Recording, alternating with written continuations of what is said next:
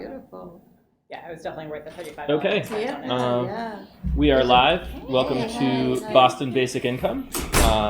This week we are talking about Henry George and the land value tax. The land value tax in particular.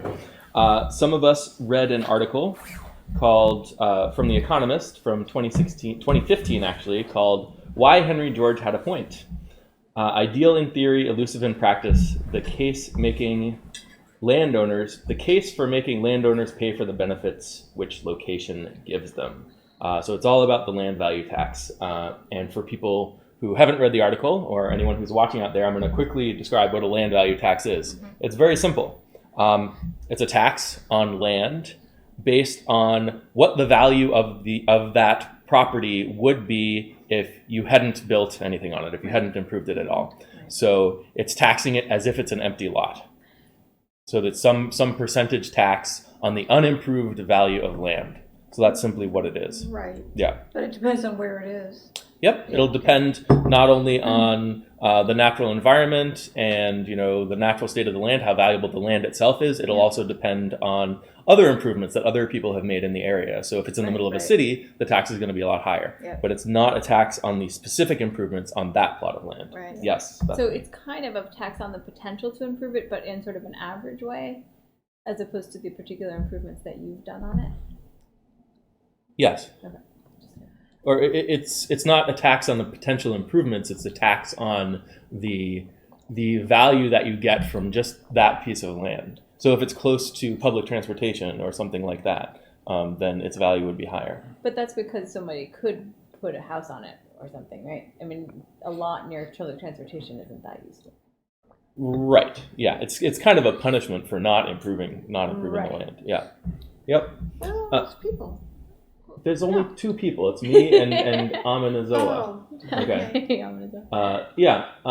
okay. So they brought up an interesting point, which is that the citizens' dividend or a basic income, citizens' dividend through land value tax and basic income represent mutually exclusive attempts to remedy the same problem. So let's go around the room and get people's initial thoughts. Do we think that is true, that these two things are mutually exclusive, or they're trying to solve the same problem in some way? What are your thoughts on land value tax in general and its compatibility with basic income? Does it make sense in a world without basic income, in a world with basic income, that kind of thing?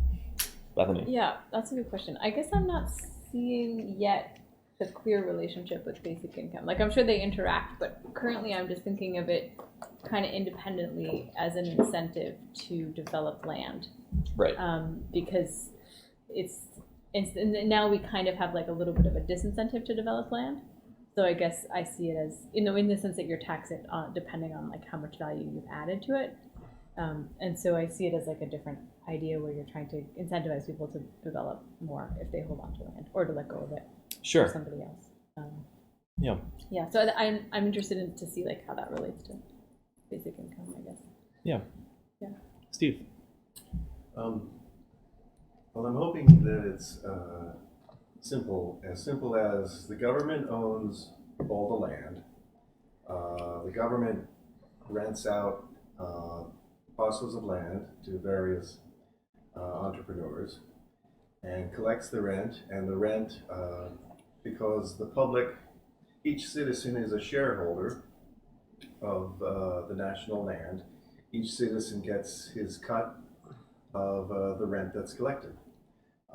Whether you call that UBI or cut of the rent, it's the same and universal to all citizens. Yeah. Yeah, I haven't formulated really. I mean, there are a couple of things. Land value. I mean, the land that our house is on has increased, even though nobody's done anything with it, because of houses around it. So the neighborhood development has increased the value of an empty lot, basically. Right. Yeah. So that's one thing that's confusing to me. So they would tax that. The land value and tax. I know it because the taxes are higher. Right, but they're actually taxing your whole property. They're Right. not just taxing Yeah, the land; yeah. they're also taxing the house. Right. Yeah. Yeah, but it's part of the land. It's partly the land, though. Partly the land, yeah. And I guess I don't see what the big, why this is such a great thing.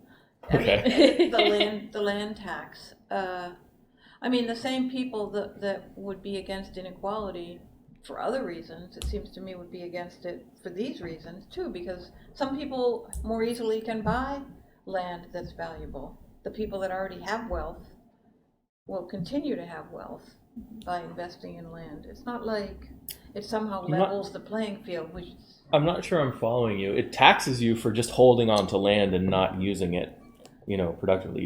You get punished for that. So it's an incentive, like Bethany was saying, to improve the to land. improve it. Yeah. Right. And But to use it in a way order that- to acquire it in the first place, you probably have to have some wealth.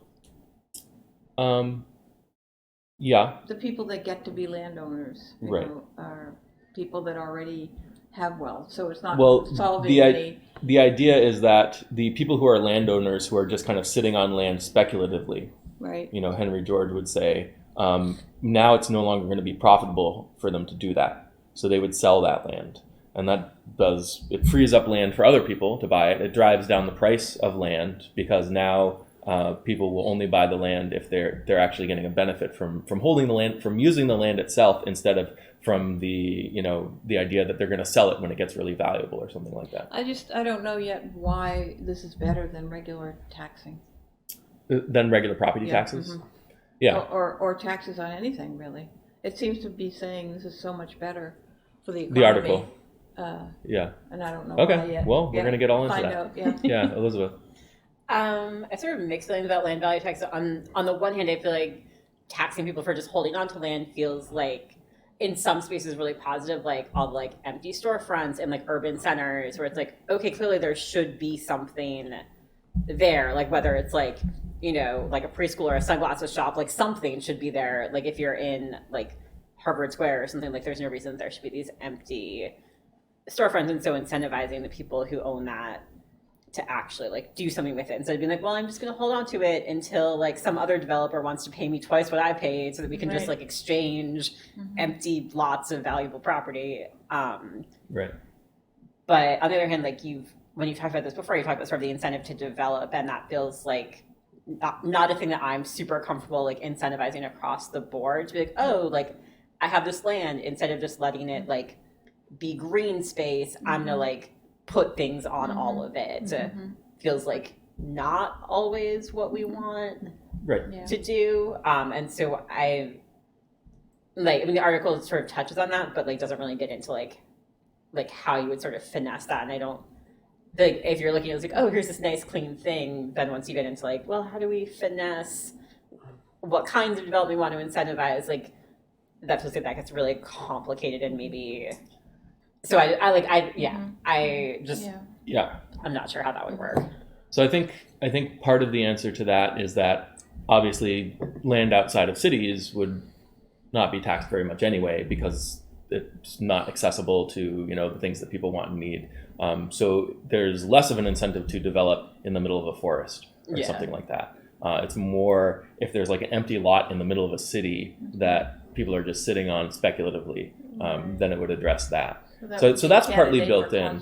But also you want parks and green space within cities. Yeah. This, is usually not going to be a tax on that, because those parks and green spaces are usually provided by the city itself. Like It's more like taxing land that is meant to be used for private businesses or residences or something like that, that is not being used for people's benefit.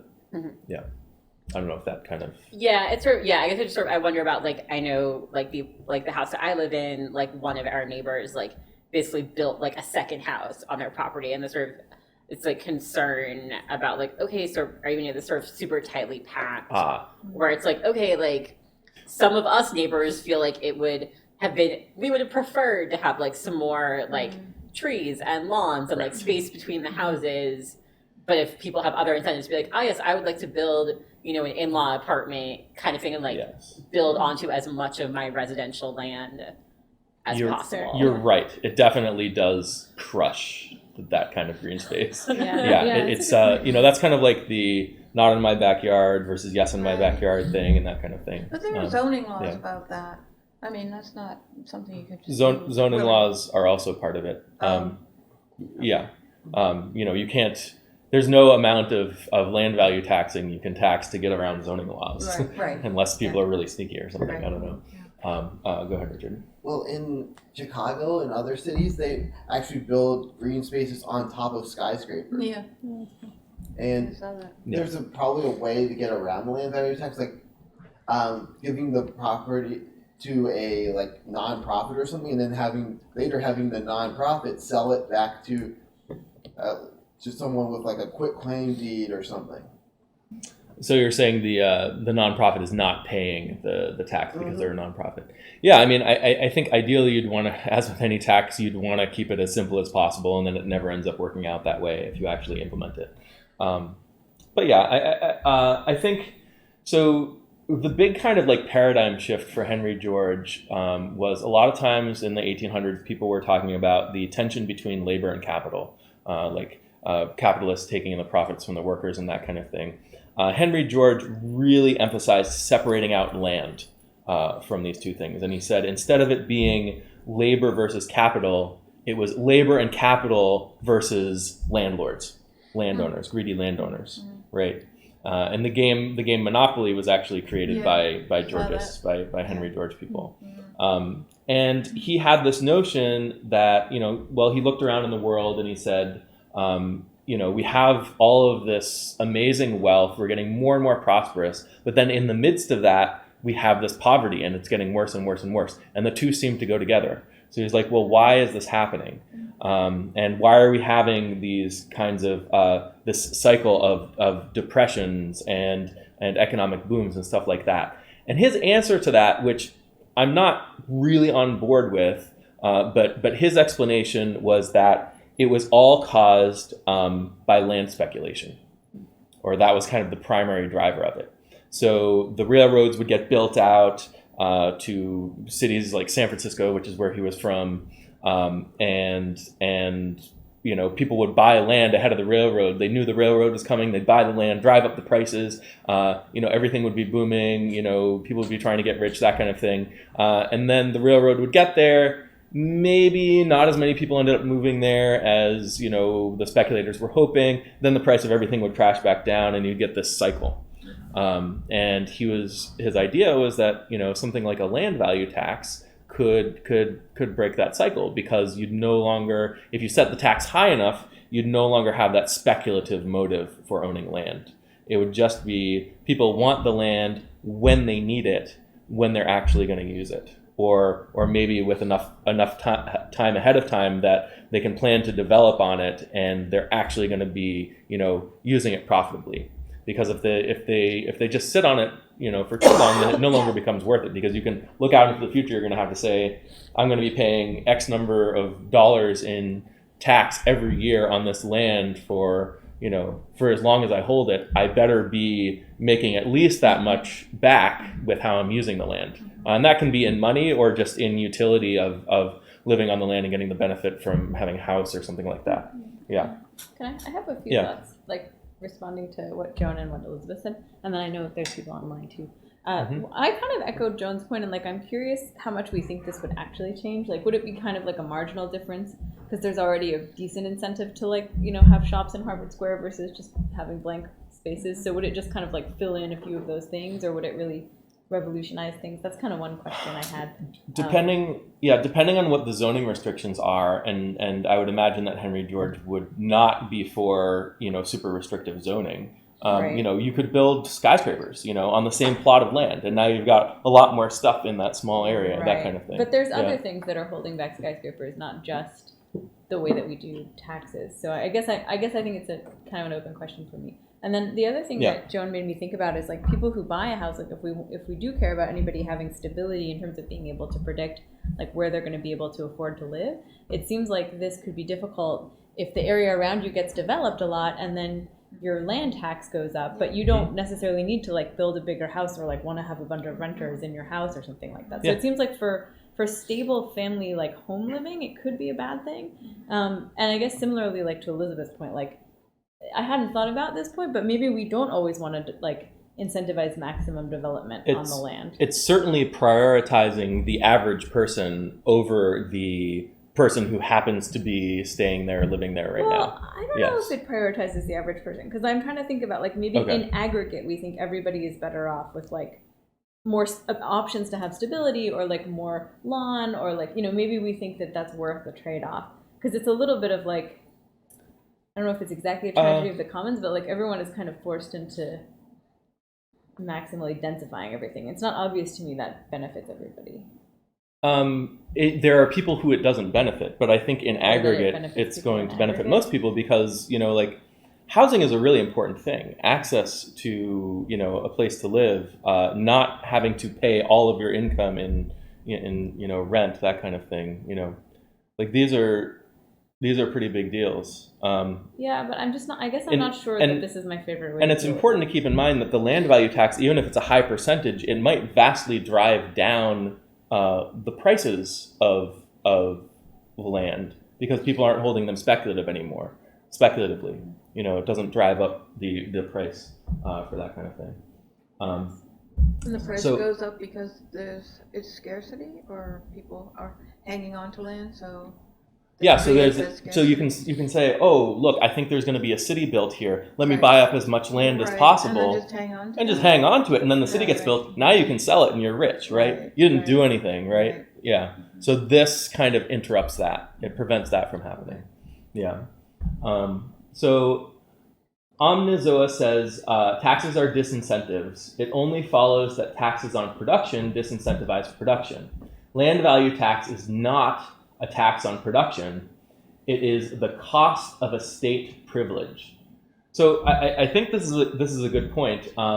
You know, the thing that the land value tax is disincentivizing is a behavior we don't want. It's almost like a Pigovian tax, like a sin tax, a tax on cigarettes, or some other kind of thing that we don't want. We don't want people just holding land idly most of the time. I guess that's part of the question, though. Like, to what degree do we not want people holding land? I mean, idly is one way to put it, but like without maximally developing it is another way to put it, which doesn't sound as obvious. I think it's less about maximally developing it. It's more about you can set the tax at a level where you can incentivize the level of development that you want, and remove the level of waste that you're not comfortable with, or the level of idleness that you're uncomfortable with, that kind of thing. So Hypersonic is bringing up a point. They're saying, I'm not sure if land value tax could generate enough revenue. So I think that's an important concern. Enough revenue for what? Oh, well, so that's a good question. Enough revenue for what? So a lot of the land value tax advocates, they feel that it should be the only tax, that all these other taxes are making the economy less efficient. This tax is making the economy more efficient, so we should generate all our revenue using this tax. The thing is, they think that all the revenue should be generated by this tax, because the government back in 1890 was, well, rather bare bones compared to what it is today, and because they didn't really have much of a military, and then have all these like social programs and things. So you have to look at it through a historical context about how the government is back then versus how it is after 1930. So I think that's a good point, and I think there's a couple ways you can kind of break down this question, because usually when we talk about taxes in here, we are not concerned about how much revenue they generate. That's just like, at least when I talk about taxes, that, you know, at the level of the federal government, that's not what I'm concerned about, because as Hypersonic points out, we can always deficit spend. There's nothing about taxes that allows the government to spend more money unless those taxes are actually freeing up resources and making the economy more efficient, which a land value tax might do to some extent. But there's no reason why the amount of spending that it enables, the amount of resources that it frees up, somehow line up with the kind of the amount of the tax, the amount of the revenue you generate from the tax. at the level of an individual city, it might be different because individual cities actually kind of have to get their money from somewhere if they want to spend. So we could ask the question, could a city only have a land value tax and then do everything it needs to do? I still Yeah. don't see why. I mean, if you can generate revenue from other forms of taxation, why is this better? Yeah, so at the level of a city? Yeah. Yeah. So other forms of taxation tend to disincentivize behaviors that we want, like productive behaviors, that kind of thing. Or, they make it so, oh, you're doing something that's contributing to the economy, we're going to take a cut of that. So that lessens the economic activity. Whereas here, you're putting a tax on something you don't want people to be doing, Right. instead of taxing the thing you do want them to be doing. What's an example of something you do want people? Well, let's say like you're producing a product that people like and want to buy, or you're Right. giving your labor to something that is useful, so someone wants to pay you. Right, We tax all okay, of those things, right, and right. so Right, or just maybe- earning money, And- right? Yeah, that's what I those meant by aren't- giving your labor. Those aren't Yeah. bad things, so we should. Right. That's the argument, yeah. Right. So it's like, oh, like maybe if I'm indifferent between like taking a new job that might like pay a little more, but maybe would be Right. contributing Right. more, Mhm. better for my skills. Now that like it's taxed at such a high percent, Yeah. I'm like, well, whatever. Yeah. I'll just do what I'm doing now. Right. And so that's the idea that it's like Right. disincentivizing contribution. It Or I might have removes started a that. company, but it's not Right. quite profitable if you include the tax, and people would have really benefited from that. That's Yeah. Whereas this is So- kind of the opposite. Yeah, I guess Yeah. taxes are usually used that way now. Yeah, it is. Yeah. It's. I mean, that's not like the goal. Right. But that's the how it concern works is out. that that's one of the side Right. effects. Right. So a lot of times we're thinking about taxes in terms of how much revenue they generate, and we're just trying to like figure out how to generate the revenue. So as Hypersonic is saying, Georgism is usually a single tax. I don't know how it could be enough for a UBI, especially $1,000, like what Andrew Yang is proposing. And I would encourage you to think about what actually makes it possible for the government to spend money. And the answer is that there has to be something for them to spend the money on. So the economy has to have the resources to productively respond to the government spending. So, in order to pay for a UBI, it doesn't necessarily matter whether our taxes happen to line up with that government spending. So I wouldn't be too concerned about that. I know that Andrew Yang is trying to do that through his value-added tax and everything, and he's trying to tell a story about how the numbers line up, but it really doesn't matter that much. It doesn't make a difference if we're deficit spending more or something like that. So I think that's not so much a concern from my perspective, except maybe at the level of an individual city. And then I think Amnazoa brings up a good point where the value, like if you're taxing the land value tax it doesn't have to be at a specific level, and you could conceivably, if you're doing it at the level of a city, you could conceivably bring it up to a very high level, a very high percentage of land values, maybe even 50% or something But like isn't that. there a point at Yeah. which it would be like destructive instead of useful? Like there has to be Right. a level where people just won't buy the land. And So nothing will you're get worried developed. about like abandonment of the land. Yeah, that I kind mean, of like thing. at Yeah. a certain point, it's not going to Yep. incentivize buying and producing. It's going to disincentivize buying.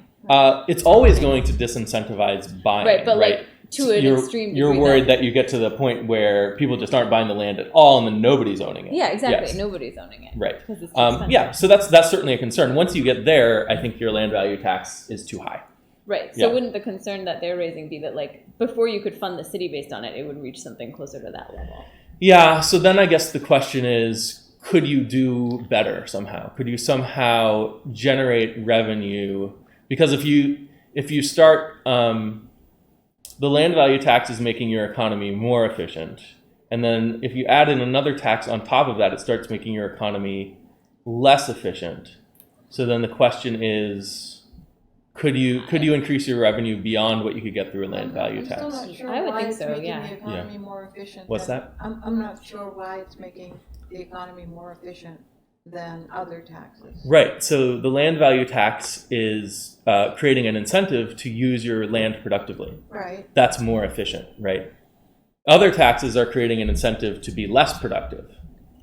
Maybe I should use the word Okay, productive instead of okay, efficient. okay, Yeah. Okay. But in terms of the Right, resources yeah. that are available to us, Right. if you have a land value tax, maybe more of those resources are going to be put to good use. Right. Yeah. Okay. So that's what I Unless it mean by gets too efficient. high, as Bethany said, then, Yeah, unless it gets too high. yeah. Yeah. If you tax, yeah. It seems quite plausible to me because only a certain percentage of your citizens in your city, let's say, are paying the land value tax. there's only so much that you can like extract from those. What do you people. mean only a certain percentage? The people who own land, and I guess maybe they pass it on to like renters and stuff, but Yeah, I mean, I think as typically envisioned, most of the effect of the land value tax would not be on the rents that tenants pay, and I think the reason for that is that landlords are always going to want to charge as much rent as possible to tenants. yeah, but isn't there competition and other factors that like keep it down? What? Competition for tenants? Yeah. Yes. So if anything, the land value tax will create more of an incentive for landlords to rent to tenants, which will create more competition. Okay, but this is sort of Yeah. side my point. Like Right. you were talking about adding other taxes. I guess I have to try to think this through, but Right. I just wanted to point out that I don't think the land value tax gets passed on to tenants. If anything, it gives tenants more money by lowering their rents because it incentivizes the landlords to compete to get more tenants to make their use of land more profitable. Does that make I sense? guess so. Not really, but I'm Yeah. still trying to think through my other point about Yeah. adding other taxes because it just seems like let's say there's not very much. I don't know. It just seems like if you added other taxes, you would be able to probably get more revenue above and beyond like just it. That seems intuitive to me. I guess Yeah, I'd have me to too. think it through, but it seems like the land value tax could end up getting really high otherwise, and people wouldn't want to own the land anymore. I think if people are locked into living in the city, then for sure. If people are able to leave the city if taxes are too high, yeah, I mean maybe it's hard to say. I'd have to try to like Yeah. sit down with equations or something. It's a little Yeah. bit hard for me to reason through. So Amazoa has a few points. A land value tax cannot be expected to fund a UBI. That's committing the same fallacy that the government did when they decided to hang U.S. infrastructure on a fuel tax. They grow at different rates. And I think this is an important point, that the basic income has to do with how much consumer spending the economy can handle. And the land value tax, you really want to optimize for efficient use of the land. There's no reason why these two things should line up. With the fuel tax, they wanted to give consumers a break periodically because the oil prices became too high. So we're going to get rid of it so you don't have to pay it, and that will incentivize people to travel more or something. Yeah, there's various things like that. I think a fuel tax can be used to try to reduce emissions, get people to drive less, and that kind of thing. So depending on what you want people to do, taxes can change those incentives. So Amazoa goes on to say, a citizen's dividend would be equal to or less than the revenue of a land value tax. A universal basic income would always be relative to the current subsistence wage. I don't think that's right. So at least here, when we talk about basic income, basic income is just an unconditional income regularly paid to every individual person. The amount of it is, not part of the definition. Universal basic income doesn't have to have anything to do with subsistence wages. It could be a very tiny amount. It could be a very large amount. Ideally, when I talk about it, what I'd like to say that we would calibrate the basic income to the productive capacity of the economy. So consumers are able to buy the maximum of what the economy can provide for them. But there's nothing about basic income that ties it to a particular level other than maybe the maximum you can sustain it has to do with what the economy can handle. Yeah. You are unique in that view. I think that the normal view is that the UBI should bring somebody up to the current poverty level. I think that's certainly Andrew Yang has designed his basic income to be at roughly that level. I don't think the normal view, most people aren't talking about calibrating the basic income to the productive capacity of the economy, but I think the normal definition of basic income has nothing to do with what subsistence wages are or what the level of poverty is or something like that. Basic income is not kind of defined to be that way in general. Maybe it's shifting now because of like the Andrew Yangs of the world and stuff like that, but generally speaking, no. But Andrew Yang is also putting forward the idea that it's a tax that will fund it. Right. And that answers people's questions about where does the money come from, which is Yeah. what they always ask. And in a way, you're saying that maybe a land value tax could be where it comes from. if you really want to line up the money and make it come from somewhere, I think something like a land value tax is better than a VAT, because the VAT is a tax on all production in the economy, Right. same as a sales tax. So it reduces the amount of stuff the economy can produce for people. So that reduces the level of basic income we can afford. Whereas the land value tax encourages more productive use of especially our land. So that might increase the level of basic income we can afford. There's no reason why the two numbers would line up, though. Right. And like the land value tax might actually discourage like coal mining and things like that, because if you're not going to coal, it's not profitable to mine the coal, then you're not going to do it. Or it could be that the price of where the coal is low enough that you can do it or something. Yes. So Amazoa says, he's quoting me, basic income does not have anything to do with subsistence wages. Then you're not talking about a basic income. Basic income is an income which covers basic necessities. That's the basic part. Generally speaking, if you look at people like Philippe Van Parijs, Guy Standing, all the experts on basic income, how the term is used, the basic in basic income has nothing to do with basic needs. It's the income that's basic, not what it buys. So basic just means everyone gets it. What? Yeah, I know. I think the definition is starting to change a little bit these days, because more people are talking about, kind of like a subsistence level basic income, that kind of thing. The way I explain it is that the basic income is what you get before you start earning money. Right. It's a base. It's a base that everyone has as a foundation on which they could build further income or something like that. It's the income forms a base. It's a basic income. It's not like that it buys only your basic needs or something. It's interesting like that. too, because even Andrew Yang talks about automation and so on. And so if we imagine like basic income solving that problem more fully, you could imagine that you wouldn't want it to just be at the poverty level. If we're really not expecting, not that this is necessarily what we talk about in here that much, but even people who are talking about basic income are really popular, like Andrew Yang.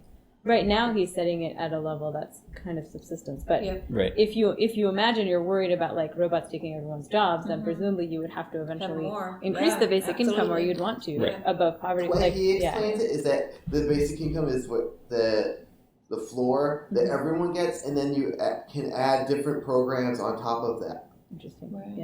Yeah. So I don't know, but just the thought in terms of the automation story. So basic income does not refer to any handout. It refers to a universal handout of money that everyone gets unconditionally.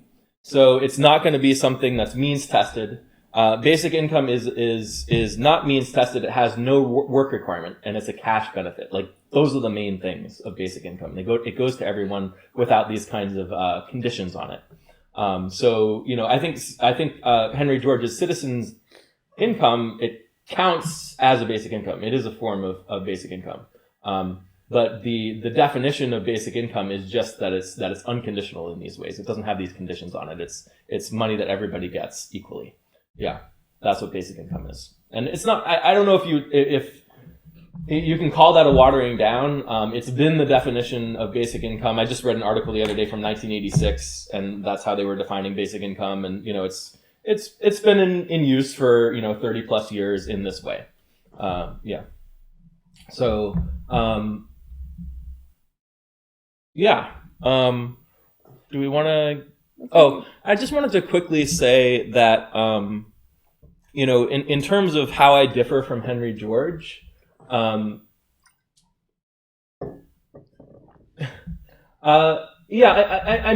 think citizens' dividend is essentially the same thing as basic income. What, I think Andrew that's right. Yang, is that what he calls it? He calls it a freedom. No, Henry George calls it a citizens' dividend. And it's not any particular amount of money, I guess. Yeah. And I think one of the differences that I have with Henry George is that he imagined that the cycle of depressions and booms and busts and stuff came entirely from land speculation.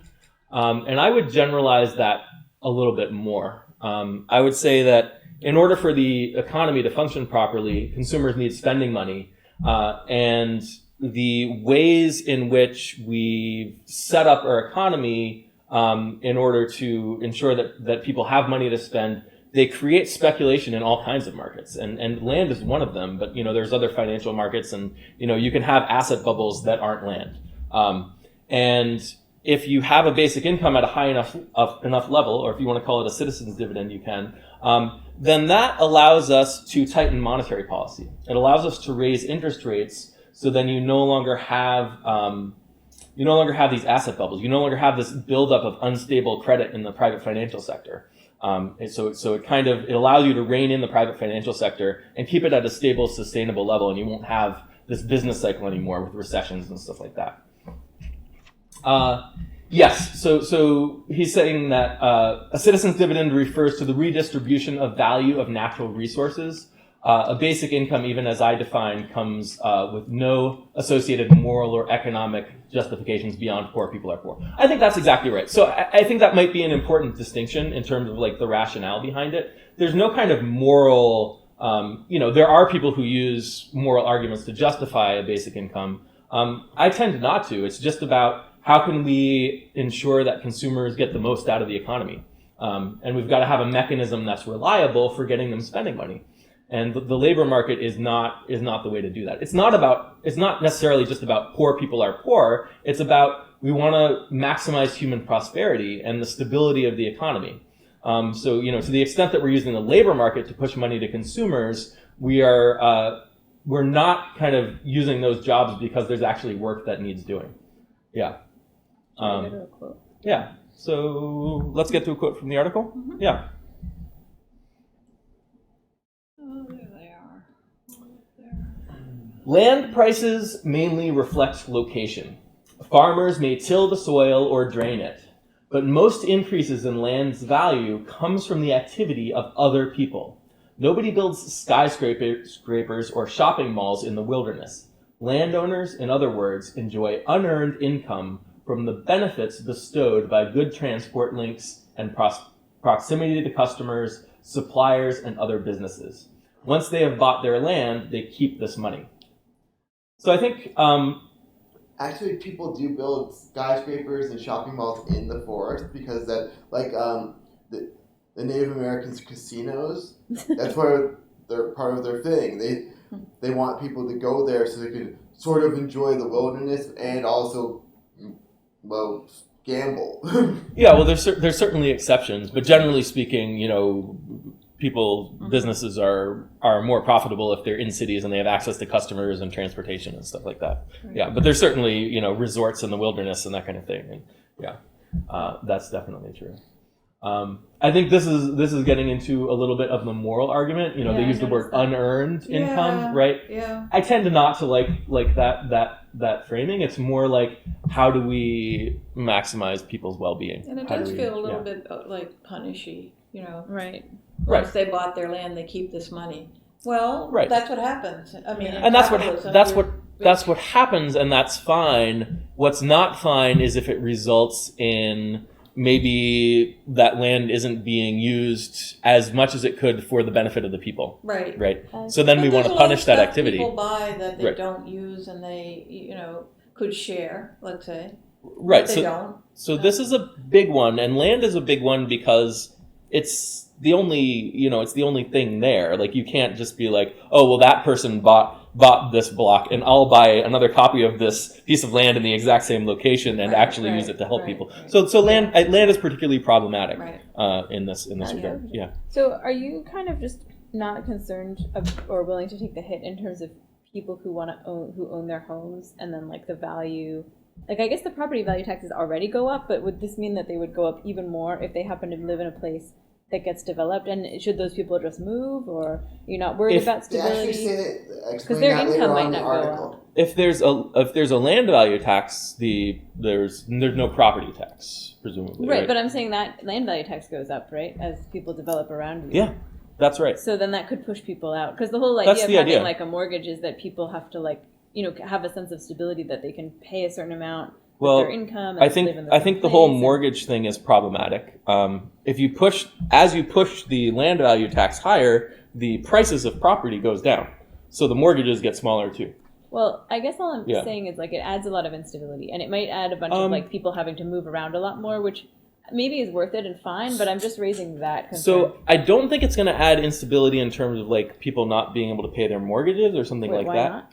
Or not their mortgages, but the tax could become very high, right? The tax could become very high, and I think that's exactly what you want. I mean, I think you there's obviously scenarios where people are on a piece of land and they're happy there and they're living a good life.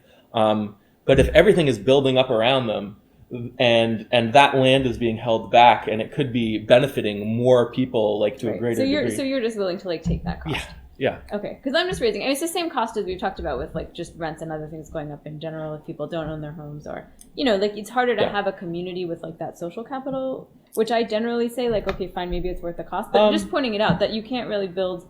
There's like other things that you're losing if you don't have people living in the same place over longer periods of time. Yeah, I mean, I don't think I think you can come up with an example of someone who has to move, or maybe a particular community which becomes so wealthy that some people don't want to put in whatever it has to, or aren't able to put in whatever it has to take to stay there, or that kind of thing. I don't think, generally speaking, you're going to see the land value tax breaking up communities. If anything, it's making housing more affordable and allowing people.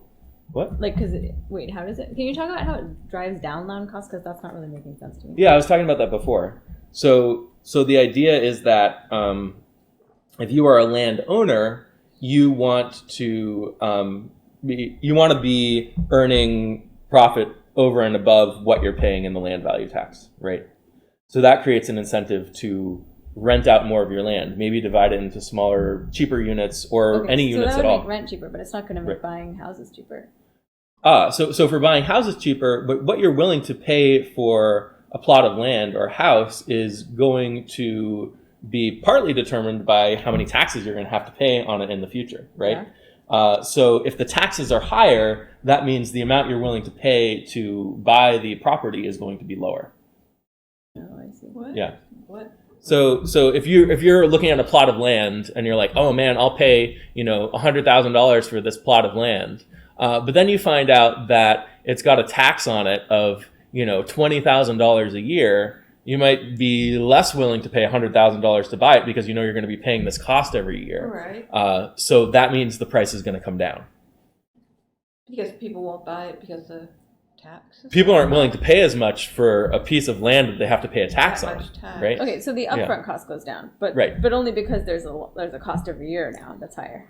Yeah, that's right. So, but your concern was that the cost every year would kind of add to the price of the house or something like that. Well, I was more talking about when like things develop around, like things develop in an unpredictable. Well, I think that happens now in the case of gentrification. Yeah, exactly. Yeah. Everything, if you're a renter and everything around you goes up in price, right, then your rent goes up in price and you are squeezed out of your own home. Mm-hmm. Yeah, no, I think that's right. I'm not saying this is like necessarily worth it or not worth it. I was just raising up the issue. And like now, currently people have this idea that if they buy a house, there's like somehow they have some expectation of like maybe they have a bunch of kids, maybe they want to go to a certain school, maybe they like think they can actually live there. Right. Obviously, not everyone can do that now because like you could get squeezed out if you're a renter or something. Right. But I'm just saying we would be like abandoning some of that predictability. That's definitely. I think we would be abandoning a lot of that. It's not about abandoning predictability. It's about abandoning the idea that you are just buying and holding a piece of land or property as a form of investment. No, I'm not talking about investment. I'm talking about predictability of your expenses. You're saying that there's unpredictable development that. It sounds. I mean, there already is, and it already affects taxes. But it seems like this would just mean it would affect your price more. Why? Because I don't know how current property taxes work, but I'm guessing if they're anchored on like the value of your current house, then if you don't do anything to your current house, they're not changing as much, even if people develop around you. But if they're all based on people developing around you, then you can't control that. So a higher proportion of the taxes you pay is going to be determined by what other people do and not what you do. Yeah, and if it becomes a huge part of the revenue of a city or something, and it's a huge tax, then it's a huge percentage of your expenses, and it's volatile in ways that you don't control.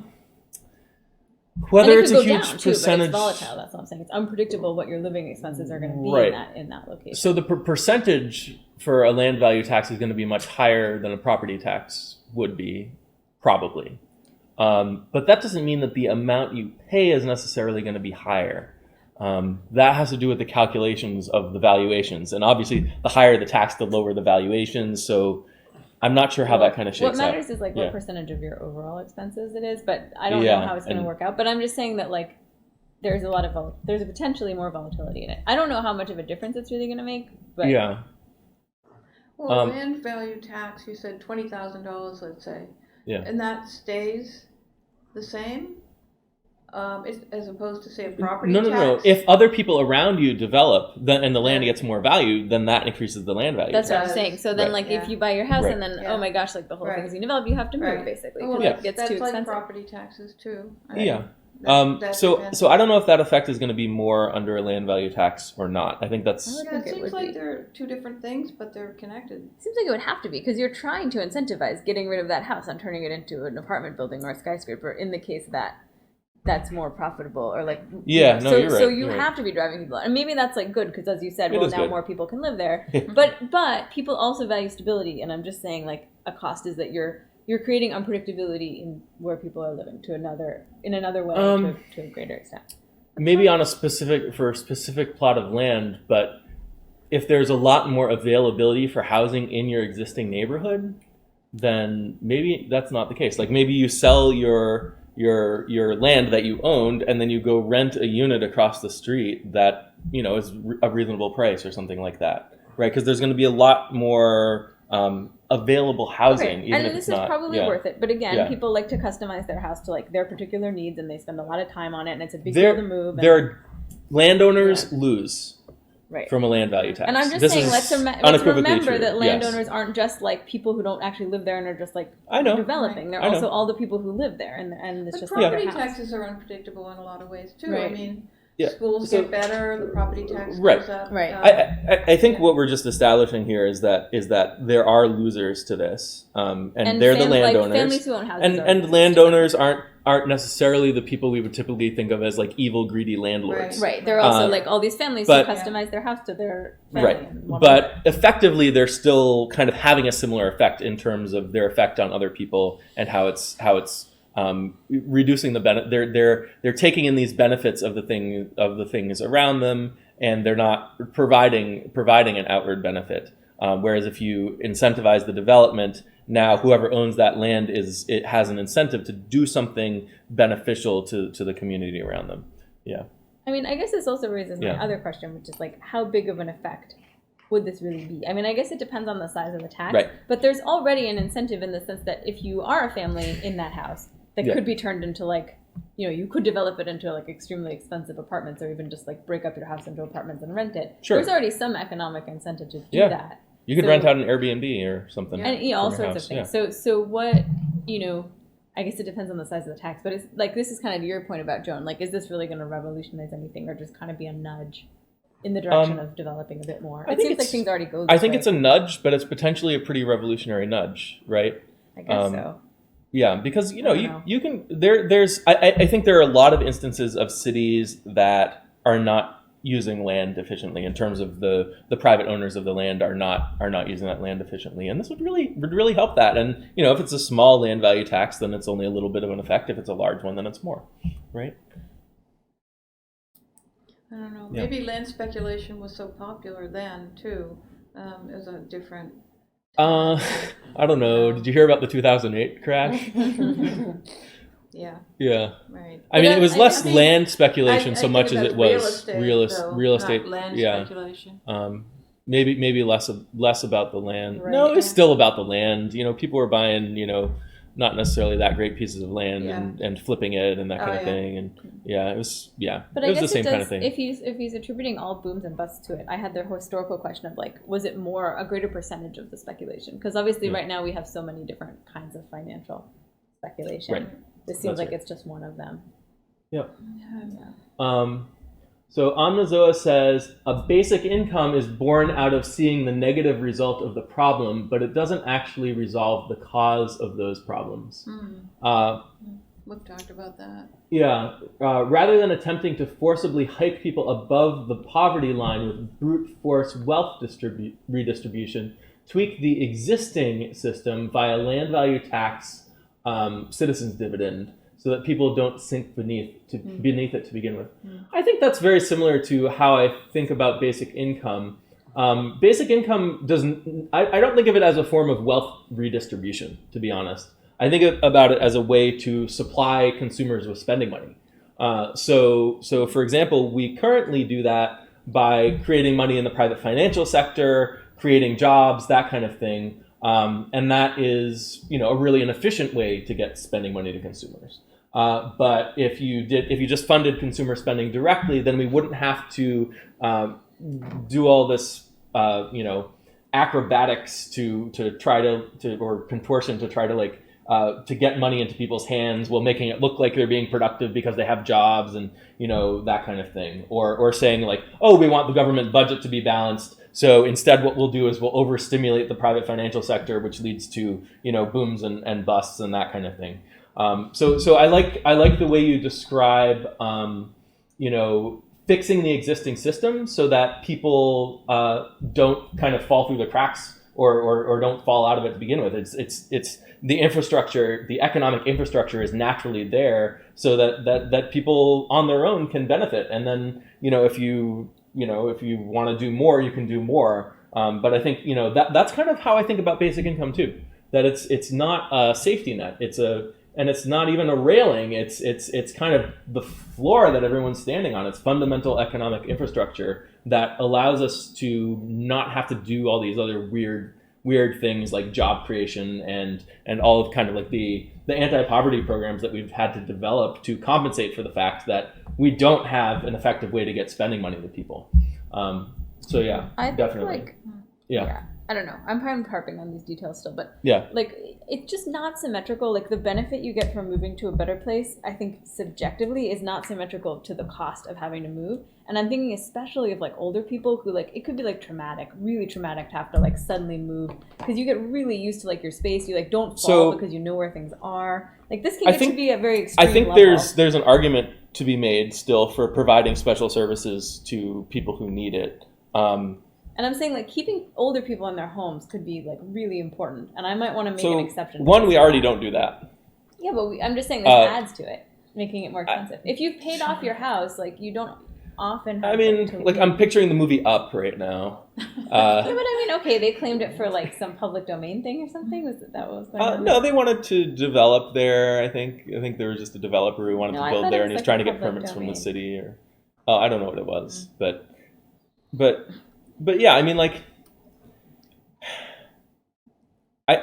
it's not trivial for an older person. I'm not saying it could be a really big deal and very bad. So I think I'm not sure that we should sacrifice everyone else for that, but right. There's externalities to providing that benefit for that person, and it's, of course, we care about that person, but we want to care about everyone, right? I know, but I'm just saying it's not as symmetrical as the economics make it look. Not as symmetrical? Yeah, it seems good, it is good to be able to move to a better place. But it's not symmetrical. It's worse to leave what you've already invested and attached in. So when we went to go vote the other day, you were like, I want to find which candidates are against rent control. You were adamantly against rent control, which has the same effect. I know, but I'm just pushing back on this. I have both sides. But no one's represent. I don't know. I'm representing this side for right now. Yeah. I see both kinds of things, and maybe it would be more of a specific exception for older people. I'm not sure what I would want to do. But I think generally speaking, you would want to do the things that allow the big picture stuff that allows the economy to be as efficient as possible. And if there are people that are having problems, you can say, well, I just wonder if you're underweighting instability and having to move as a major factor in human happiness. So I'm just wondering about that. So there's a few things here. One is that you haven't convinced me that this is somehow going to cause, well, yeah, I guess it is going to be a cost to landowners. It has to be, right? Yeah. So how would that cause more moving, do you think, Bethany? Well, it wouldn't always. I guess if a city gets less good, and it deteriorates, then your costs go down, which is good. So I guess on average, maybe it wouldn't. But there'd be a lot of people in places that are developing. They get priced out. Yeah. And I'm just thinking when you're really older, especially, let alone you're a family with a bunch of kids and a house that fits them, and they like their school. And I think this is a reasonable point. I also just want to bring up, even though it's not like a direct answer to your concern, is that basic income itself brings housing prices way down, Yeah, but right? okay, On its own, so basic income brings housing unless prices way housing down. prices become like very small as a percentage of what people are spending on, this is really more about like predictability and stability, because people might be, their income is a certain level when they're older or whatever, and so Well, okay.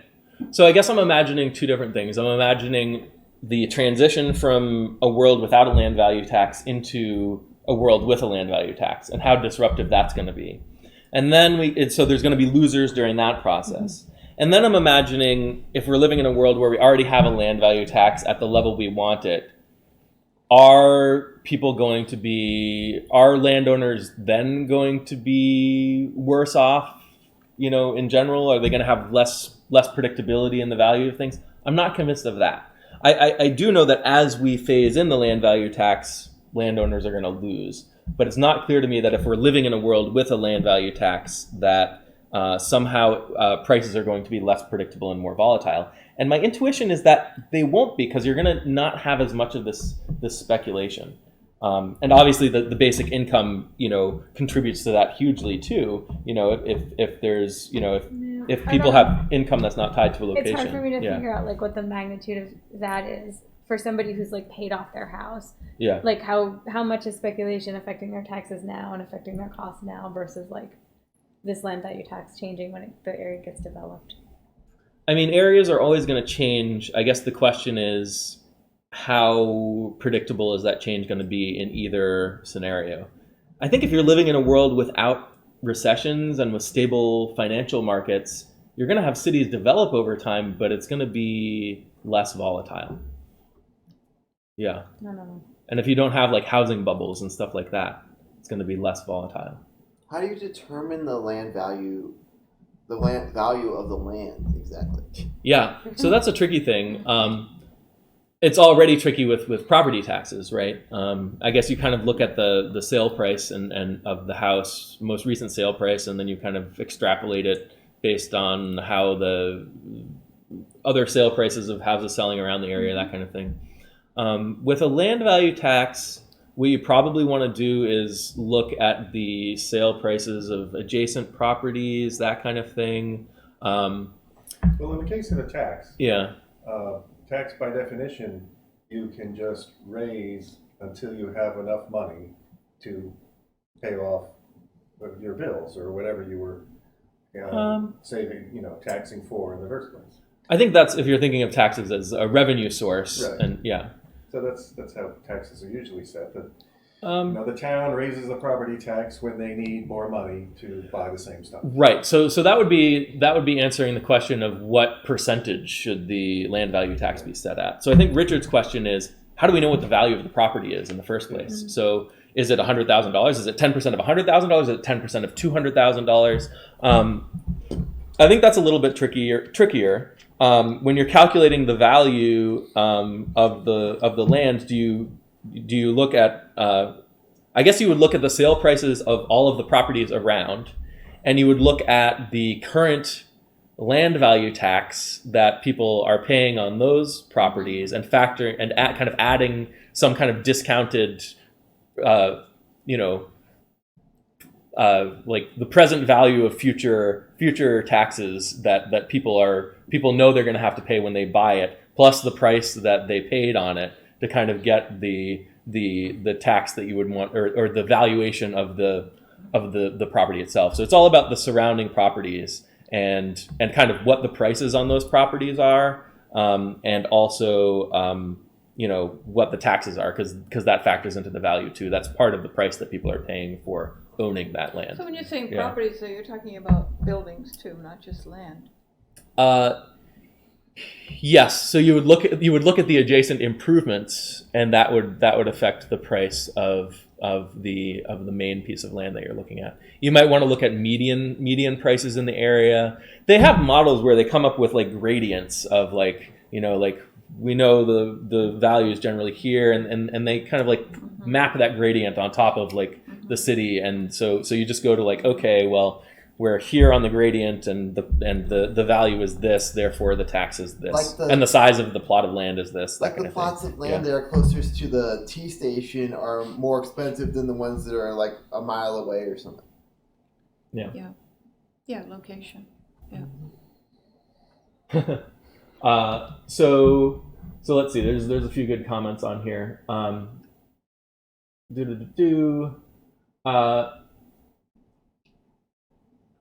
Automation is putting people out of work. Yeah. I mean, I think we generally, our economy is broken if we have a problem with people not working as much. If that's somehow harming us, then there's something wrong. The labor market is supposed to be a market for getting people to do things. It's not supposed to be anything more than that. There's no reason why we should want everyone to be working a certain amount. That's just wasteful of people's time. So I think that's right. Hypersonic brings up the federal jobs guarantee, or who brought that up? I guess that's a comment from further up. So the problem with the federal jobs guarantee is kind of exactly that. People need money, not jobs. So if you're to the extent that we're creating jobs for the benefit of the workers, we're not doing it because there's work that needs doing. So that's kind of the problem with the federal jobs guarantee. Also, it only goes to, it's kind of a targeted, even if you're just looking at the income part of it, it's only targeted to people who don't have incomes from other jobs. So then that creates distortions in the markets too. So the basic income is solving a different problem. It's solving the money problem, not the jobs problem. The federal jobs guarantee is solving the problem of how to get everyone employed, which is the problem of how to keep everyone busy, which is really not what we should be going for. So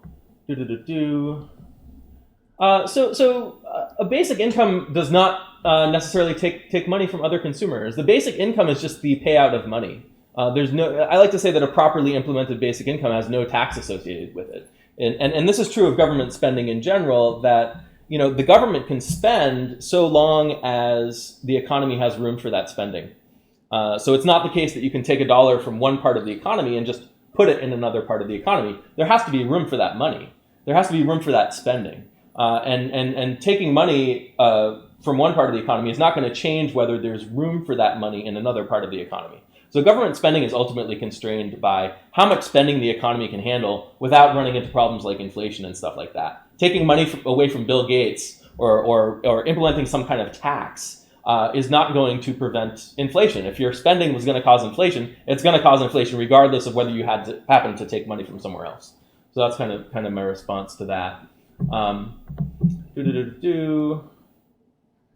Basic income brings housing prices way down. This is literally a meme on the George did nothing wrong subreddit. Give everyone $1,000 and rent will go up $1,000. Henry George theorem, case in point.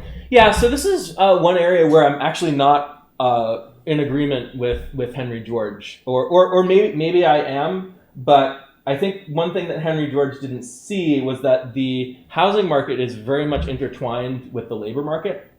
So if you are giving people money that's independent of the labor market, which is what a basic income is, then it's also money that's independent of the housing market. It gives people more flexibility on where to live. So we had a whole discussion on the housing market on this channel like last year. You can check that out if you want. And I wrote an article on Medium called "Universal Basic Income Fixes the Housing Market," and I think that's generally true. And I think if people have more flexibility on choosing where to live, it's almost like you're flooding the market with more potential housing, and that's gonna drive down housing prices. It's gonna drive down rents kind of across the board. So basic income definitely brings down housing prices and rents as well. And people have asked me, do we really need a land value tax if we're already if we already have a basic income at a high enough level? And I think, Bethany, you brought this up recently where you're talking about the sprawl of Los Angeles and stuff like that. I think there's still a role for a land value tax.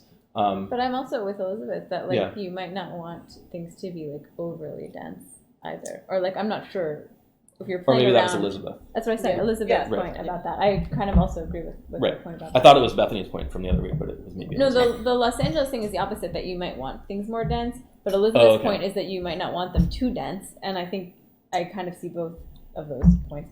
Yeah. And I think there's some concern that if you have a basic income, then it's going to spread everyone out more. I'm not super concerned about that, but to the extent that you want to incentivize more density, something like land value tax could I help. guess isn't there a way, now I'm just really getting confused, but isn't Yeah. there a way for people to kind of decide the amount of density that they want at different levels, and should we really be manipulating it with this land value tax? Yeah. So I mean, people within the market, people decide what they want and they pay for what they want and that kind of thing. And then we set the rules for the market. So the land value tax will change the overall level of incentives, but then within those incentives, people will still be making decisions. But I guess do we I have need, an idea. do we need to do that? Yeah. Yeah, go ahead. Do people own the sidewalks? Maybe the city can have could own the green spaces between buildings, like they own the sidewalks. Maybe it could be something like that. That's interesting. Have a little more. Yeah. Because there's also, like air quality and stuff is affected by trees and grass. Yeah, And that's a public goods problem, right? I think these are all concerns. You don't just want to smash everyone together as densely as possible and pack 100 people into 1,000 square feet or something like that. But there's. Well, I guess I'm trying to think about the land value tax properly. Is it Yeah. properly thought of as like a lever we can pull to just create any level of density that we want, or is it like more of just targeting kind of unused pockets of land in areas that are already dense or not dense, or like I guess dense in that case The way I for think other of it, reasons, right? I'm getting kind of confused. Yeah. The way I'm going to consider it is that it's the government renting the land. Yes. And this seems to simplify a lot of things. Like the market decides what the price is. I see, right? And also the government can decide, does it want to, the Grand Canyon and Niagara Falls, it doesn't want them developed. It's the government's just going to, squat on them, not rent them ever. Yep. And everything else is whatever the market can bear, whatever the market decides. So it also means that you have no idea how much rent the nation is going to collect, and it's certainly irrelevant to the poverty level where UBI is Right. its own. Right. Right. Yeah. I see. Yeah. And I like to imagine, obviously, when you're collecting taxes, that all that money is just being destroyed and thrown in a bonfire or something like that. So I'm not worried too much So about it's it. only going to create this density incentive in situations that like are already dense for other reasons. Is that a proper way to think about it? Yeah, I mean, you could imagine that, yes. I think that is a good way to think about it, because you could imagine that if people don't like the density, they could move somewhere less dense. Like there's plenty of opportunities to be in less dense places, that kind of thing. The idea, I think, is that if you're in a very dense area and you're benefiting from all that density, but you're not contributing to it, then you'd be punished for that. Yeah. Yeah. The landlords also get UBI, somebody says. The landlords also get UBI. That's true. And incidentally, if all the land value taxes are generally going up over time, then everybody's citizens' dividend is generally going up over time, including in particular, the old people. Oh, I see. If it's tied to Who's, even if they're being priced out of their ancestral home, maybe they're not, because actually their citizens' dividend has been going up for Interesting. their whole life. I guess I was assuming that it was kind of unconnected, or at least it might be at the national level, but not the. Like if their area happens to be developing faster than other areas. Yeah. I would say that the Georgists would generally connect the two, the land value tax and I've the gotten citizens that dividend, the impression. amount. I would say that, optimally speaking, we would not want to connect the amount of the basic income to the amount of the tax collected, because we want to maximize the basic income to the highest possible level the economy can sustain. So higher land value taxes, generally speaking, would only increase the basic income to the extent that they allow the economy to be more efficient. Like use the resource of land more efficiently, that kind of thing. Yeah. So for example, you could imagine that if the land value tax causes the city to be more dense, then you can give, this is kind of like a micro example, but you could give people more people money to spend on housing in that city because now there's more housing available, right? So you could give people a higher basic income. If you're thinking about them spending their basic income on housing, you could give people more basic income without driving up the cost of housing because now the city can be more dense, right? I guess so. Yeah. So it's important to keep in mind. So Hypersonic says, will the rent go up by exactly $1,000? His mom is a landlord, and he doesn't think she would raise the rent by $1,000. And I think the answer is that landlords always want to charge as much rent as they can. They're limited by how much the tenants are willing to pay. So if you give people a basic income, my argument would be that in aggregate or on average, that would reduce the amount of rent that tenants are willing to pay because it gives them more flexibility in where to live because they don't have to live near jobs so much. So I would actually argue that the higher basic income forces rents down more. Yeah. I don't see what's special about rents in this case anyway. You say if everybody gets an extra $1,000, then all employers will cut the salaries by $1,000. Right. And the guy who sells milk will sell it for $1,000 Right. It's a more. question Yeah, about so I inflation, think yeah. what's special about rent in this case is that we typically think of land as being this fixed thing and you'll pay whatever you have to pay to be able to live where you're living. And that is to a large extent true in our current economy because people don't have that much flexibility in choosing where to live. And I think that's partly how Henry George imagined it too, to get it. So if you give them $1,000 more, certainly if we gave people $1,000 more, everyone $1,000 more in salary, then that would drive up rents, right? Maybe not by exactly $1,000, but it would drive up rents. But if you give everybody $1,000 in basic income, it doesn't have that effect because it's not tied to a location. What about things like climate change causing like flooding or Yeah, that's fun. what would like change the property values? Oh yeah. Yes, if your property gets flooded, your property value goes down. Yes, I think that's true. Henry George kind of imagined as land as this kind of, like it's always going to be scarce. Even the farmland, all of it is and it's true that all of it is basically either owned by the government or owned privately. And that, no matter what, the landlords are the people who got lucky enough to own the land are going to be kind of the ones who made the money, or the ones who are able to kind of like leverage that ownership for profit. I think even though all the land is owned, I think there's still plenty of land. So even if we had climate change flooding the coasts, I think there'd still be plenty of space for people hypothetically. Obviously, it's still a bad thing, and people are driven out of their homes, and cities are destroyed and all of that. But other than that, I think there's plenty of space, and there's plenty of land where the land value is much lower. We could create, like I was saying, I think last week, we have plenty of room to create new cities, that kind of thing.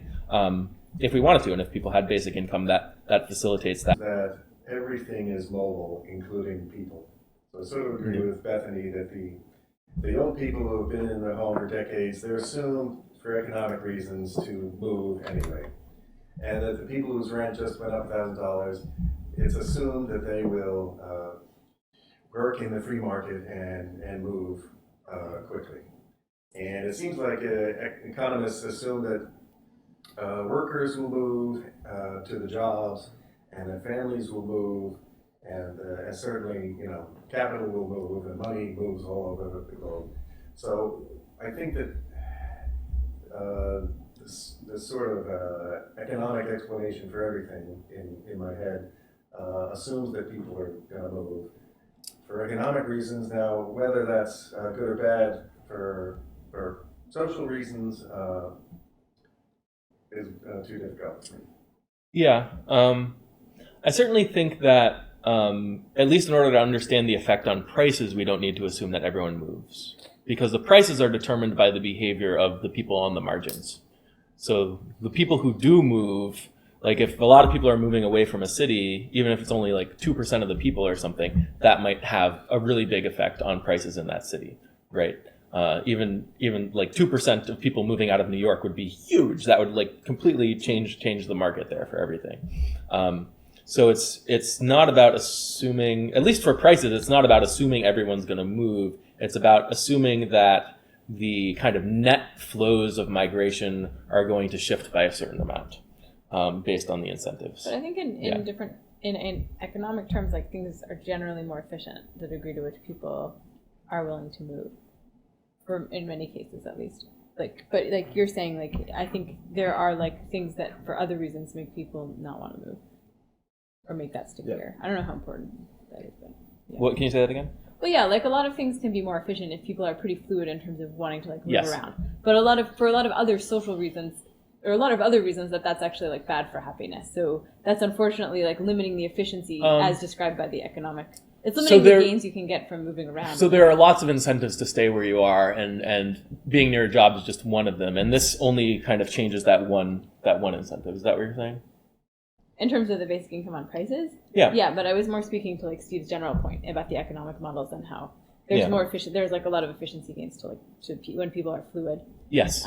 But that kind of works against other aspects of. But when people are fluid, that can also mean free to continue doing what they're doing. That's also part of being fluid. Like free to choose what they want, right? Well, UBI actually seems to handle this problem pretty well. For instance, if you want to stay in your rural hometown, but you think you have to move to the city to get a decent job, well, with UBI, maybe you can stay in your hometown, Right. and you will actually. Yeah, UBI gives you more choices. I just mean like if you imagine just like a model of matching like talent to jobs, and like for certain reasons it's more efficient to have like the steel plant over here and the science lab over there, and like there's other reasons to have jobs sort of allocated in certain locations. Obviously, you'd rather like people be totally fluid and moving to the job that like they're best suited for all over the country, but there's many things that make that sticky, and then you lose those efficiency gains for other social. I don't know why we ended up on this topic, but for other reasons, because people like to stay in their communities. If what you care about is the jobs being matched up with workers, you would want to, and you wanted to maximize that, you would want to find a way to force all of the workers to move towards the jobs that they're best suited for. Is that what you're saying? And then that might hurt people? No, I don't know. Never mind. I'm just saying, like, in general, it seems like fluid movement is useful in these economic models. It makes things work better, but then there's other psychological reasons that it's not as good for people. I guess those things just work against each other. That's all. I was just giving one. I guess I have to example of ask jobs and what you mean by fluid movement, because to me it feels like people have more freedom to do what they want to maximize their own well-being, their own utility. Ignore basic income for a second. Like the land value tax would be less of a problem if people didn't care ever about having to move houses.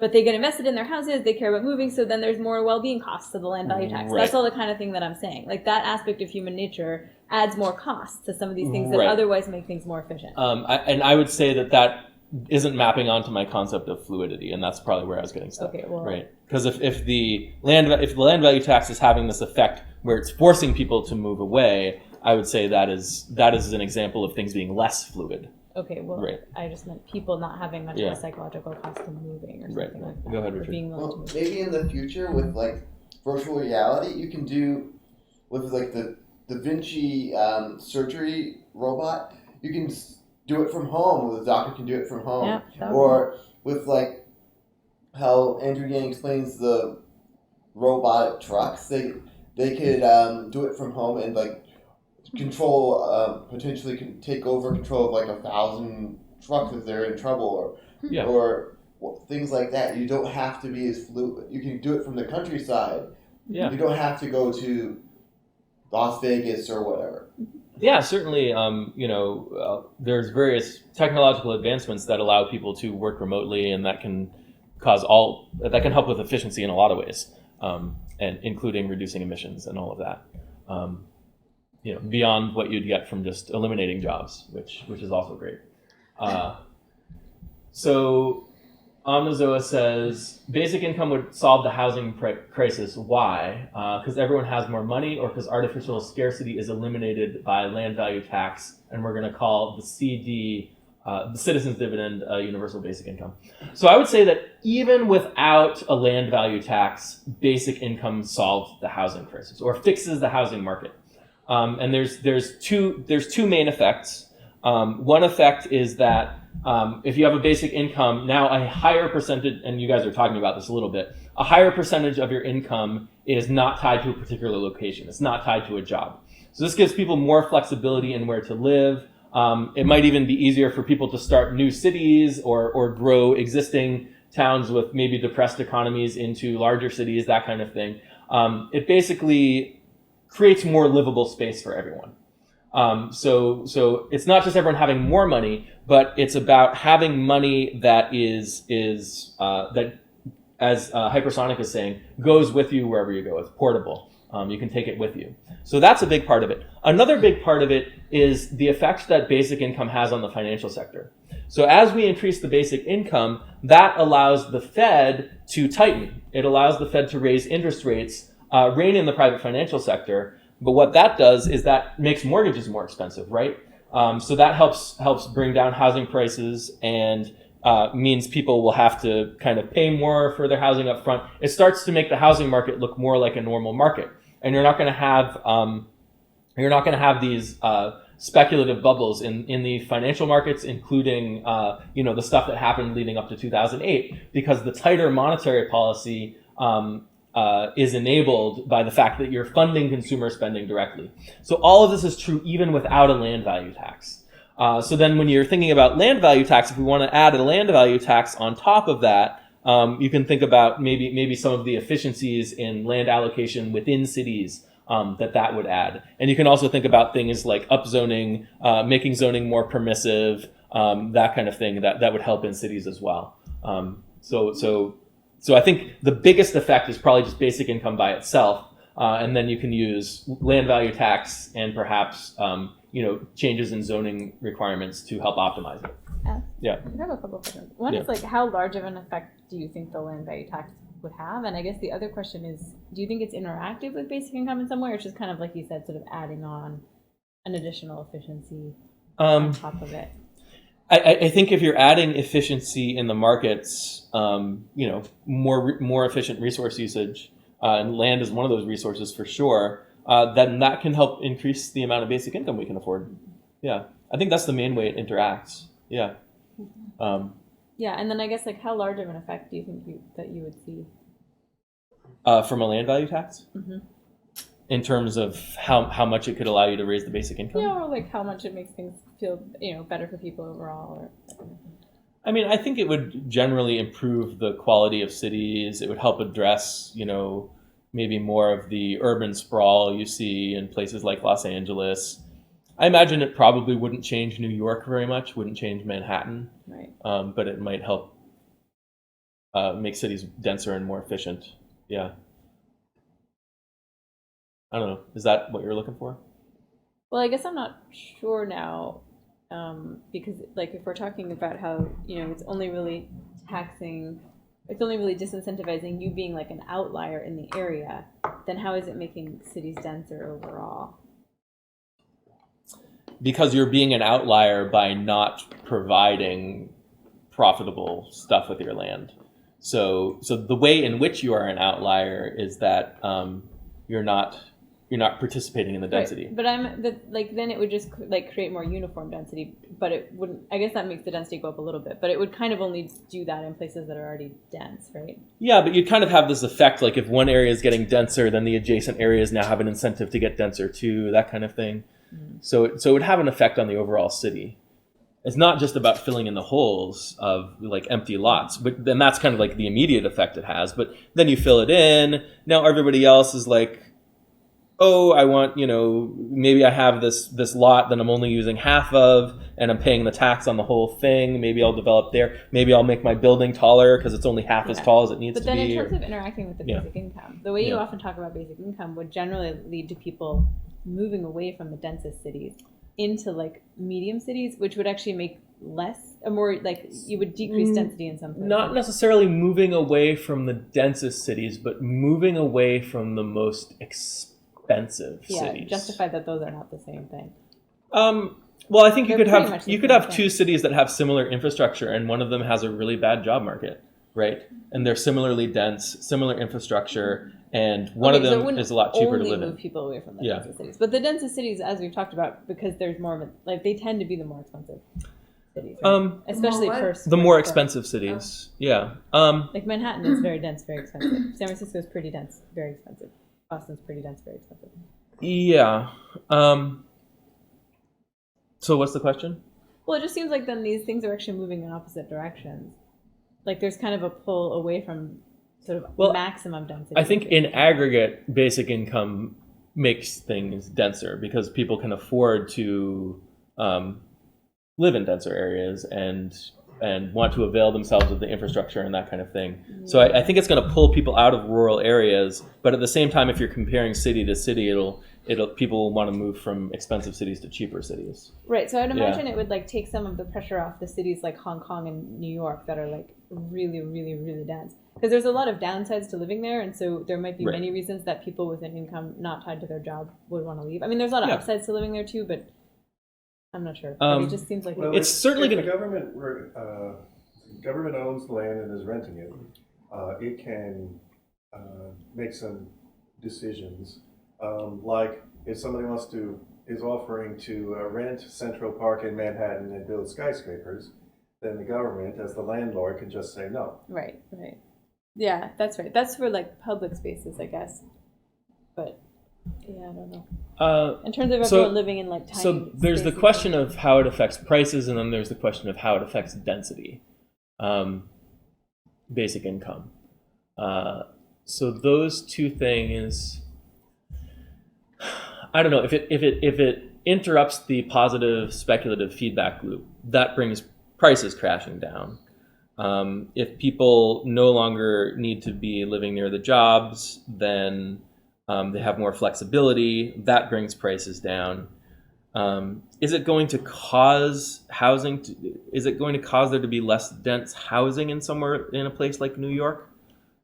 I don't know about that. Think about that. Kind of depends on what people value the most, I guess. In the article, it says that property values went up like 5 times, or increased 5 times what they were over like a 30-year period. Right. So it would certainly help with that. I guess the question is just how dense would New York City be if you just had a basic income without a land value tax? And my intuition is that a lot of this speculation, especially on the housing side, has to do with like luxury units that are bigger and stuff like that. And if you are bringing down prices, that could still actually increase density in somewhere like New York potentially. Yeah. I don't know though. I mean, I guess it depends on how unpleasant people find the density. Because Well, yeah, I mean, all that stuff factors in. Yeah, go ahead. yeah. How many more tabs? There's more tabs. I mean, It's Yeah. like a whole lot of tabs. So there's, there. I want to check out this chat log here. Do-do-do-do-do. Do-do-do-do-do. So Amazoa says, all right, so to summarize this stream, a land value tax cannot be expected to match basic income, but that's okay because we've redefined basic income to be any universal income, including citizens' dividends, so we can subvert this too. I mean, look up the book Basic Income by Philippe von Parijs and what's his name, Vanderbort. Like their definition of basic income is pretty clear. And it's any universal income is a basic income. That's what it is. Basic income means the same thing as universal income. It's not like yeah. I mean, and maybe some people use the term basic income differently, but that's kind of how we use it here, and that's fine. If you want to include, it sounds like you have some kind of specific ideas about like the moral justification and the tying to the land value tax that you're associating with the citizens dividend. So I would say that like if you want to differentiate it that in that way, that's fine. The citizens dividend is something like a carbon tax, where it's added on to a basic income. I think that's what he's thinking. I'm not sure. Yeah, I mean, I think he's thinking that it's just the whatever you would pay for with the land value tax is kind of the citizens dividend. I think he's thinking of it as mutually exclusive with a basic income, so it wouldn't be necessarily on top of it. It's like a different thing. And I think it's whatever amount of universal income you're paying out to people, if some of that is a citizen's dividend and then some of that is something else, then all taken together, you're still providing, an aggregate universal basic income or universal income or basic income. So he said, you said it yourself, the entire justification is consumers need spending money. There's no thought as to why that might be or how it would cut the snake off at the head. So I'm not thinking about cutting the snake off at the head per se. I'm thinking that, the economy exists for the benefit of the people. So people need money in order to buy things. And the question is, what's the most effective, most efficient way to provide money to people? And a lot of the ways we're doing it now are causing a lot of problems, or a lot of the ways we're trying to do it now. One is that people aren't getting enough money, and other is that we have recessions and housing bubbles and stuff like that. And there's also like tariffs to create jobs and things like that. Yeah, we do various things to try to create jobs and all that kind of thing. Your priority should always be to address the source of the issue. A Band-Aid doesn't stop you from getting cuts. Advocating a UBI before a land value tax is going backwards. I don't know about that. I certainly agree that a Band-Aid is not what we want. And I think we have a lot of Band-Aids that we're using. I think you and I probably just disagree on what the fundamental problem is. And I would argue that the fundamental, problem is that we don't have a proper mechanism for getting money to people. And that is like the source of the problem. And then we do various things to compensate for that are really kind of half measures, that kind of thing. Really go to another. Yeah, I want to, let's see. I'm going to respond to Tommy saying UBI is a fundamental piece of economic infrastructure, like, for example, money. That's true irrespective of what else happens in the capitalist society. Yeah. I've actually been coming to agree with that the free market should have a minimum number of obstacles to its free running, and that for instance, housing, zoning restrictions in the city, that's an obstacle to the free market. I'm coming to think that lack of UBI is also an obstacle to the free market, and that's why the current free market doesn't work as well. Yeah. People don't have money. Yeah. Yeah, I think that's right. The market can't efficiently allocate resources unless there's unless people have money to spend. People can't express, their preferences or, Get their needs met. Without money, through the market without having a way to express that. And that's spending money. Yeah. And also there's like telecommunications companies and things like that being turned into monopolies and oligopolies and things like that. And there are people not being able to have as much choice as they will have, like prices of cell phone coverage and things like that are like half of what they are, or like half of what they are here in Europe. And like I sent you articles about that. Yeah. Because, well, all these companies are allowed to join together, so there isn't as much choice and there's no competition. In the US, you mean? Well, no innovations and things like that. Yeah. Yeah. So Amnazoa says, as George said, people seek to gratify their desires with the least exertion. Maintaining your position that it's lack of money that causes poverty is easier than thinking about why it's lacking. So I think this is an important point. Why is it lacking? And I think, Henry George imagined that if you appropriately tax the land, now money and resources are going to be allocated efficiently to capital and labor such that consumers are not going to be in poverty and that kind of stuff anymore. He saw the poverty that was existing in cities, and he imagined that land speculation was what was causing it, and the land value tax would fix that. I don't think it would. And the reason for that is that in our economy, consumption is individual and production is collective. So what I mean by that is that we want all of the consumers in the economy to be able to benefit from goods and services, to be able to, the economy exists for their benefit. We want everyone to be able to benefit as an individual. And we in order for that to happen, and in order to maximize that, we need a certain amount of production of goods and services. But it doesn't matter who's doing the producing. What matters is that the stuff gets produced and that the incentives in the economy are such that the right amount of stuff gets produced for the people. So a consequence of that is even if you have the land value tax and the labor market is efficient and stuff like that, you're going to have poverty because we don't need everyone to be working. That's not necessary. It's not necessary that everyone's contributing. It's not necessary that everyone's able to sell their labor. What's necessary is that everybody's able to buy the product of the economy. So UBI gives people access to the means of consumption. And that is a very much separate thing from the labor market. So I don't think George had the right answer to ending poverty. I think the land value tax can help. I think it can help, use of land to be more efficient, that kind of thing. But it's not going to solve the poverty problem. And poverty is actually a lack of money. And an efficient labor market is not going to somehow provide workers with enough money to reap the full benefit of what the economy has to offer them, even if you fix all the land stuff. Poverty is a lack of money. Poverty is a lack of money. It's a good- And I think you agree that a poverty is lack of money. You just, Henry George thought the lack of money Driven by was kind of driven by this inefficiency in the market for land and that kind of stuff. Yeah. Want to do another quote? Let's do another quote. Yeah, I want to see some more. We up only there. got to one. Waiting. I would never get through all the quotes. So I that's know. true. I mean, the quotes are here to inspire us. We That's can't think true. of anything else to talk That's about. true. Yeah. So this is the next part. It says, but why not tax it? That simple but and they're talking about the value of land. Why not tax the value of land?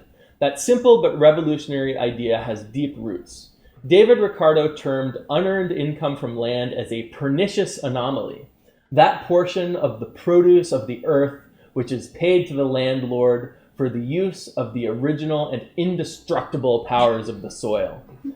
His best-known follower was Henry George, perhaps the only tax theorist in history whose beliefs have become the object of almost cult-like devotion. One of his fans invented the game now known as Monopoly to exemplify the evils of untaxed rent. In a book called Progress and Poverty, published in 1879, George argued that land value levies should replace all other taxation, leaving labor and capital to flourish freely and thus ending unemployment, poverty, inflation, and inequality. So I just want to say that ending unemployment is a terrible goal.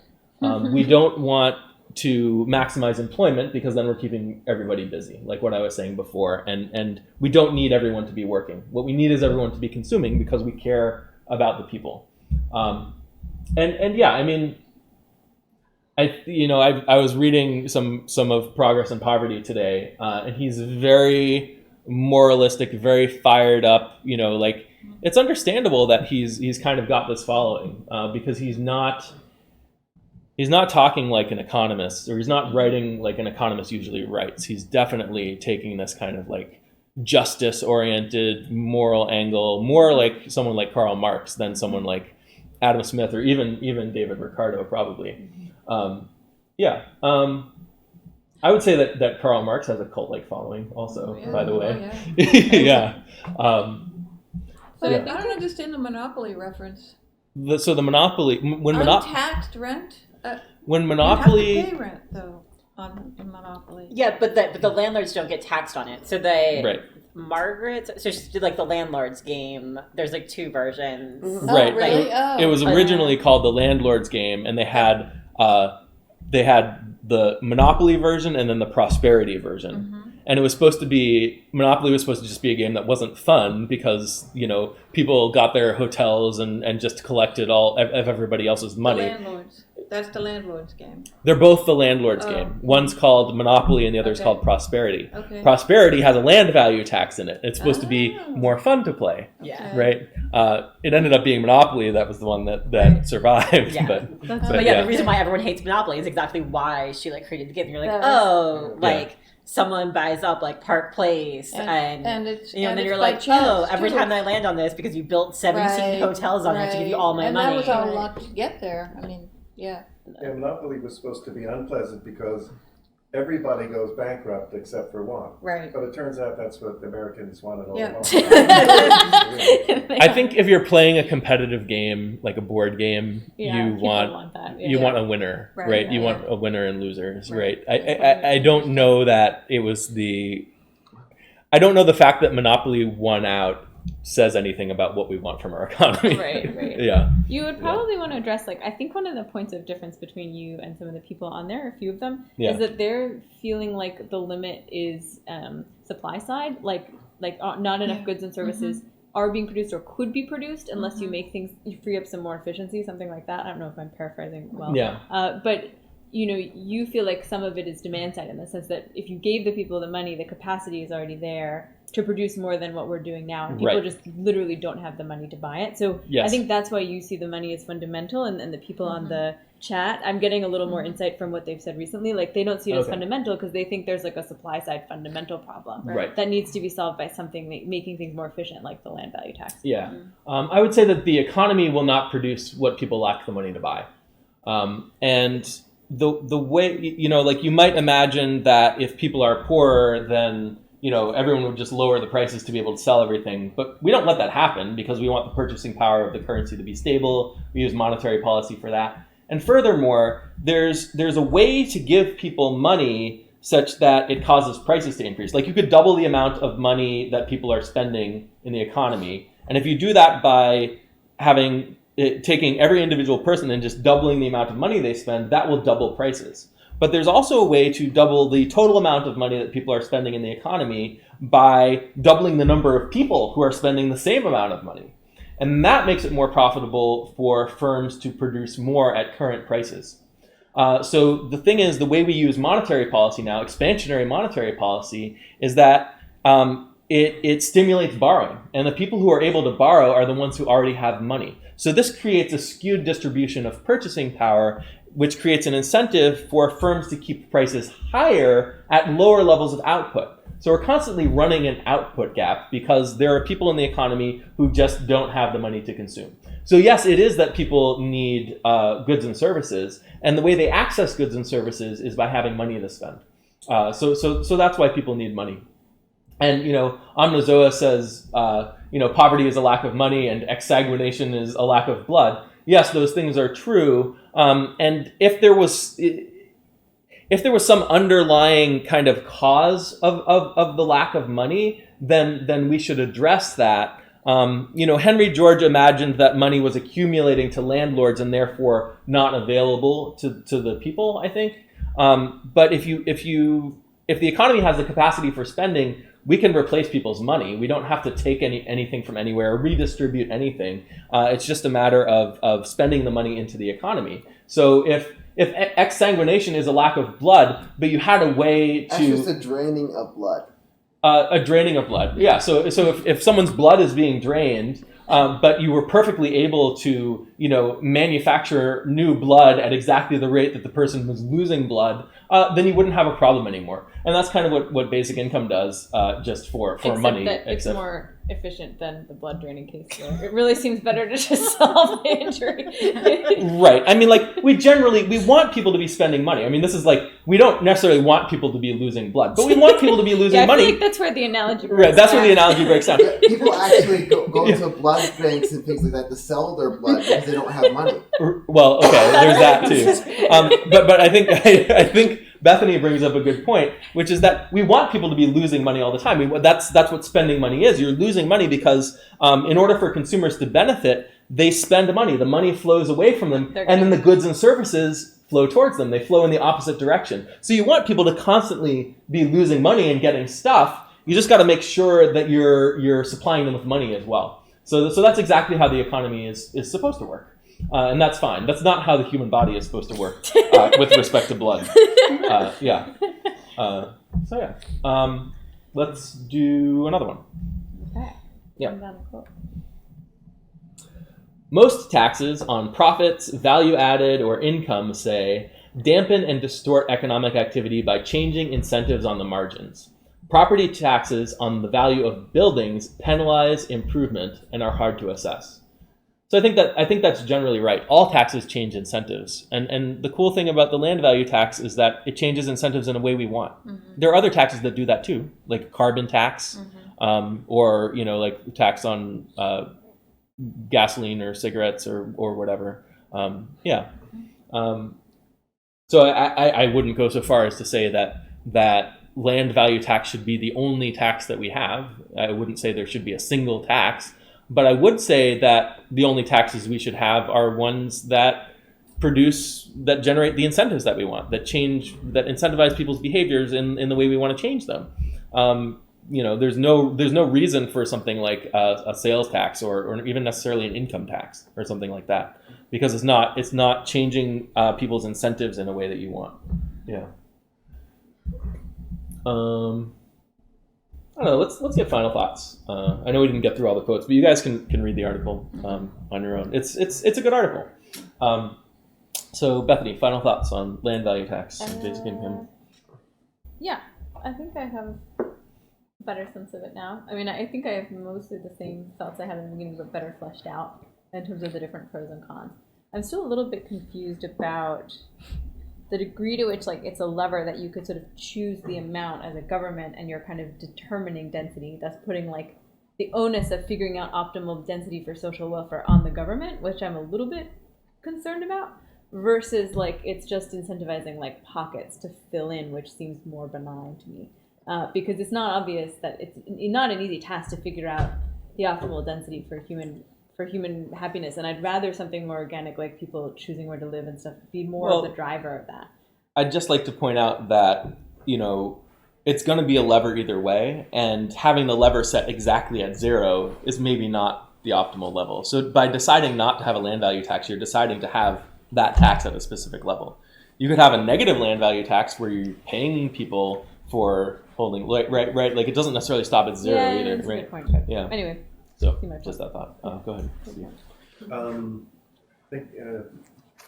What did Thomas Paine say about, he seemed to support land value tax. He said something about how it was sort of ridiculous that in the New World, any small number of people came to own the land, when it should have been every citizen of the nation. So that's sort of where I'm coming from. It's the basis of my idea that the people should own all the land. Interesting. Yeah, thanks, Alex. Okay. Thank you. Elizabeth. Any more? I think I find I'm sort of taken by Bethany's point about the cost of people moving, and thinking both about land value tax, and then sort of in the way that you often talk about basic income, it's oh well, then people can move, and that's an unadulterated good, and sort of wondering how much that's tempered by the non-labor market related costs of moving. So I feel I'm just thinking about that a lot. And then Steve's point about the citizens reminded me that we stole all the land from the people who were first here, and I was that feels that is a whole separate level of complication. We should really be divesting all of the land. We shouldn't own it in the first place, but that's a separate issue. Yeah. Richard. Well, sort of reparations for land and reparations for labor. Reparations for labor is to the slaves and things. Well, reparations for land would be for the Native Americans and whatnot. But you can say that the people need reparations for not being what Thomas Paine said, the not having access to the berries or caves and things like that they would have had in prehistory.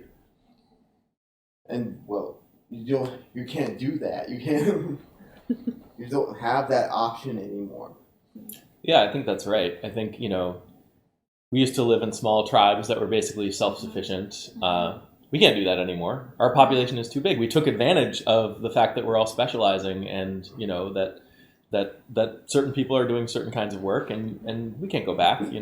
There's this moral idea, from Thomas Paine that the land should be for everyone, but really the problem we need to solve is how to allocate our resources for the benefit of everyone, and that includes the land, right? You can't just go back to the way it was given our population. And we wouldn't want to because it would be incredibly inefficient and harmful to the environment and wasteful of resources, that kind of thing.